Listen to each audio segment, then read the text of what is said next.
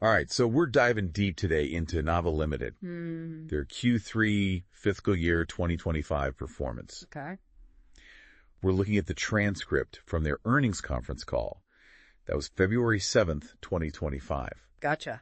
What we want to do is kind of pull out what's really important here. Absolutely. They've been talking about a lot of market challenges. Right. But it looks like they've been pretty good on profitability, operational efficiency, and they're really looking at the long term, which seems to be around metals, energy, agriculture. Interesting. So I think it'd be really cool to kind of like break down what are their core businesses, what are they saying about the industries, where do they see things going, and what are the risks that they're flagging for us. Yeah, I mean, getting into the earnings call transcript is always great because it's so much more detailed than just like a regular press release or something like that. Oh, yeah. So yeah, let's get into it. So let's start off with their energy sector, which is a big one for them. They highlighted their Mamba energy operations in Zambia. Yeah. And they talked about how they have a really high plant availability. Okay. They keep it up and running, which is great.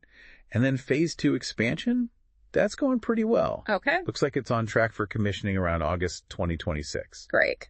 So that's going to boost their power generation quite a bit. Yeah. I mean, expanding in that Zambian energy market is a big deal for them. Right. And, they're also looking at renewables. Oh, interesting. They're proposing a 100-megawatt solar power plant. Wow. Yeah. So through a new subsidiary called Mamba Solar Energy. Okay. But it's important to know this is really early. Yeah. They're still figuring out the technical side, the grid stability, and also like working out the business side with ZESCO, the Zambian power utility. Right. The PPA, the power purchase agreement, that's what they need to actually sell the electricity. Right. That's not signed yet. Gotcha. So still a lot of work to do, but lots of potential. Exciting to think about. Yeah. So their existing 300 megawatt power plant in Zambia, the tariff on that is 10.5 cents per kilowatt hour. Okay. Now the new expansion, the new 300 megawatts, they've got the tariff agreed at 9.5 cents. So it's a little bit lower. Oh, interesting. Could that mean maybe the market's changing, or is that Yeah, that's a good question. the new plant's just more efficient? I mean, it could be that there are things changing in the market, right? Like maybe there's more competition, Right, maybe yeah. some new regulations about pricing, Uh-huh. or like you said, maybe the new plant is just, newer tech Yeah. economies of scale. Maybe that allows them to offer that lower price, but still make money. Right. We'll have to see how that plays out. It's definitely something to watch. So Mamba Energy's been repaying some debt to Nava Ltd, Singapore. Okay. Last quarter, 1.39 million INR, that's Indian rupees, was repaid. Got it. And all the overdue interest as of March 31st, 2024, that's all paid up now. That's good. Principal repayments going too. It's down to $38 million, December 31st, 2024. All right. And that's down from $64 million Oh, wow. in the last call. So it seems like they're really making a dent in that debt. Yeah, that's a good sign, getting that debt down. Absolutely. That's always good for financial health. And of course, we got to talk about ZESCO, The arbitration, right? the whole arbitration situation. Yeah. They got $43 million in the last quarter, Oh, wow. which is, a good chunk of change, but still $160 million. Still a lot. Still outstanding, yeah. They said it's not that $5 million a month anymore. It sounds like it's more like Okay. whenever ZESCO gets paid, they give them a lump sum. I see. So it's good to get that big payment, but it Yeah. makes it a little unpredictable, doesn't it? Yeah, I mean, it's good to get those big chunks of money, but, Yeah. it's hard to plan. Yeah. When you don't know when the money's coming. Exactly. Currency fluctuations are another thing they talked about. Yeah. So Zambia, their operations are dollar denominated. So they're not Right. directly hit by the rupee dollar exchange. Yeah. But when they report it Mm-hmm. in INR, if the dollar gets stronger, it's going to look bigger. Right. It'll inflate those numbers a bit. Yeah. So Yeah. back in India, their power operations there had some maintenance, Okay. which caused a dip in Q3 revenue. But that's done. It's operational again in Q4. Good. And domestic power rates, they're saying those are kind of normalized. Okay. Lower than last year, though. Oh, really? And they've got most of their capacity tied up until September, October. Okay. So they know they're going to be selling the power, but at a lower price. Yeah, I mean, at least they're selling it right. Exactly. But yeah, those lower prices, that's definitely going to impact their profits. Yeah, it's a trade-off. Okay, so let's switch gears. Their metals division. Okay. They focus on ferroalloys. Right. And they reported an EBITDA loss Oh. of 7 crore INR in Q3. So for people who aren't super familiar with EBITDA, earnings before interest, taxes, depreciation, and amortization. Yes, exactly. Basically, it's how profitable are their operations. Right, right. So a loss means they weren't making enough. Yeah, cuff quarter them. To cover their costs, yeah. And they said it's mainly due to silicomanganese prices being low. Okay. And trouble recovering fixed costs. Commodities, man. Yeah. Always up and down, It's a tough market. Yeah. But there's some good news in Q4. Okay. Export market for silicomanganese is looking better. They're seeing like a 10-15% increase quarter on quarter in prices. Okay, well, that's cool. And they've got most of their stock booked until the fiscal year ends. Oh, wow, so they've got buyers lined up. Yeah, so that should help them turn things around. Yeah, having those sales locked in is huge. It's huge. And you know what else they're doing that's interesting? What's that? They're getting into ferrosilicon. Oh, okay. Because they want to diversify a little bit. Makes sense. Not putting all your eggs in one basket. Yeah. Exactly. Silicomanganese prices are all over the place. Right. So this way, they're not so exposed. Yeah, smart move. And apparently there's a good market for ferrosilicon exports, especially to the U.S. Interesting. So that diversification strategy is twofold: new products and new markets. And they've been smart about raw materials, too. Oh, how so? They stocked up on manganese ore and ferrosilicon inputs back in November, December. Okay. Got them at good prices. And they've got enough to last until like September, November. Oh, wow. So they've got that cost visibility, which is great because manganese ore prices have been climbing since January. That's some good foresight. Yeah. So yeah, overall, they're expecting a turnaround in the ferroalloys business in the next few quarters. That's good to hear. They've got the better prices, and their cost structure is pretty fixed. Yeah, so as those prices go up, more of that's going straight to profit. Right. Okay, now on to something a little different. Commercial agriculture. All right. Specifically, avocados. Avocados. Oh. Okay. Yeah, they're doing an avocado plantation.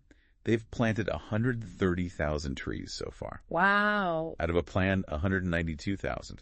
That's a lot of avocados. It is. Planting season's December to March after the rains. Makes sense. So they're right on track. Division A has got like 95,000 trees planted. Okay. Division B is still going. They've done like 35,000, maybe 40,000, 60,000 more to go by March. So they're really going all in on this agriculture thing. Yeah, it's a big diversification for them. It is. It's interesting to see. So someone on the call asked about what they're expecting to make, like revenue and profit after tax, right? Yes. Yeah.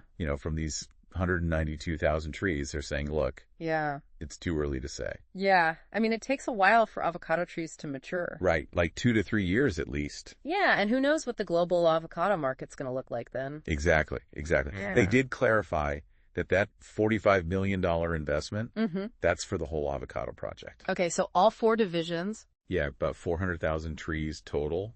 And like the pack house and all of the infrastructure. Yeah. It makes more sense. Yeah. So peak revenue, that's not going to be for another 4 or 5 years. Right. Once everything's up and running. Everything's mature. Yeah. But we should see some commercial fruit by the end of this year. Okay. So some early wins. Yeah. It's a long game, this avocado thing. It definitely is. Yeah. Agriculture's not a get rich quick scheme. Absolutely not. They also mentioned they're looking at. Oh, really? Maybe doing some sugar in Zambia too. Okay. Close to the avocado plantation. Interesting. So it could be some like synergy there. Yeah. Yeah. Could be some efficiencies having those close by. Yeah, exactly. Maybe shared resources. Who knows? Yeah. It's another part of this whole diversification play. It is. It is. Now, under other initiatives, they talked about lithium and magnetite. Mining. Yeah, mining. Exploration, though. Oh, so very early stages. Yeah, just surveys, drilling, that kind of thing. They said in about a year, they'll have more concrete plans. Makes sense. Got to see what's down there first. Exactly. They've budgeted about $2 million a year for this exploration. Okay, so they're not going all in yet, which is smart. Yeah, got to be measured with these things. Absolutely. Yeah. Especially with something like resource exploration, it's risky. Oh, totally. You could spend a lot of money and find nothing. Exactly. Then there's manganese. Okay. In Ivory Coast. Now, one of their mine sites, the results weren't great. Oh, not good. But they've got a new area now. Okay. Much bigger, 360 square kilometers. Wow. So they're going to keep exploring there. Results in about a year. All right. So still potential there. Yeah. And they're even thinking about a processing plant. Oh, wow. In Ivory Coast, if it all works out. So they're thinking long term. Definitely. Oh, and about that Natcharam land. Okay. In Hyderabad, they're not selling. Oh, why not? Real estate's going up in Hyderabad. Oh, makes sense. So they're going to hold on to it for now, maybe develop it themselves. Okay, yeah, smarter to wait if the value's going up. Exactly. Lastly, they talked about shareholder-friendly actions. Like dividends. Yeah, dividends, maybe special dividends. Okay. Once they finish paying off that Singapore loan. Yeah, that makes sense. Free up some cash flow, give back to the shareholders. Yeah, I'm sure shareholders will be happy about that. Definitely. So let's look at the big picture now. What are they saying about the industries, the future? Yeah, their outlook, right. Exactly.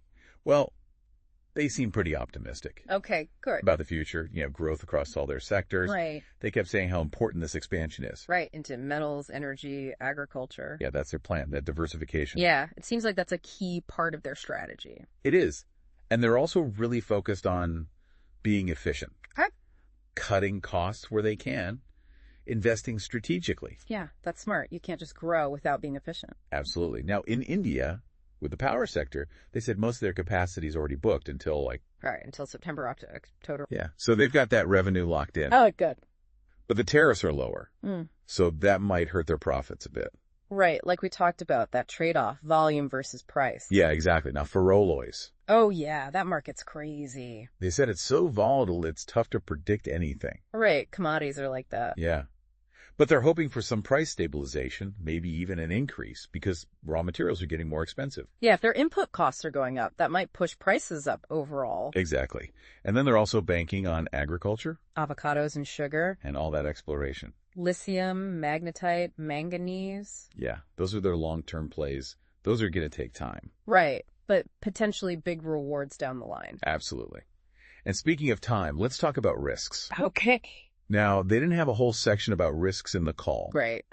but they did mention some things. Yeah, sprinkled throughout. Yeah, so like that volatility in the metals market, that's a big one, right? Oh, yeah, huge. Like we saw that EBITDA loss. As prices go down, profits disappear. And then there's Zesco, Yeah, not knowing when they're going to get paid. and they're still owed a lot of money. 160 million, that's not small change. And the payments depend on Zesco getting paid, which is a little out of their control. Definitely adds a layer of risk. Yeah, and those exploration projects. Yeah, you never know with exploration. They're early stage, lots of investment, no guarantees. Right, could find nothing, could be a huge find. It's a gamble.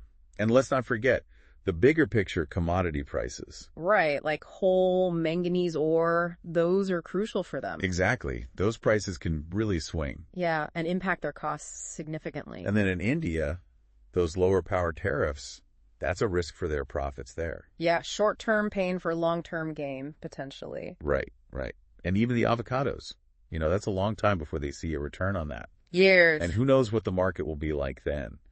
So they've got their hands in a lot of different pots. They do. Which means they're exposed to a lot of different things. Commodity risks, customer risks, project risks, market risks. Yeah, they've got to be on top of all of it. It's a balancing act. It is. So I think what we're seeing here is a company that's dealing with a lot. Yeah. Complex market. But they're also making moves. Expanding, diversifying. Paying down debt, which could lead to those shareholder goodies. Yeah, dividends are always nice. But they're also facing challenges. Commodity prices, customer payments, the unknowns of exploration. It's a mixed bag. It is. But that's business, right? It's never a straight line. Absolutely. Yeah. I think what's really interesting is how all these different pieces fit together. Yeah. Energy, the metals, the agriculture, it's all connected. How does it all work? How do they manage the risks? How do they grab those opportunities? It's a puzzle. It is, and I think it'll be fascinating to see how it all plays out. Definitely one to watch.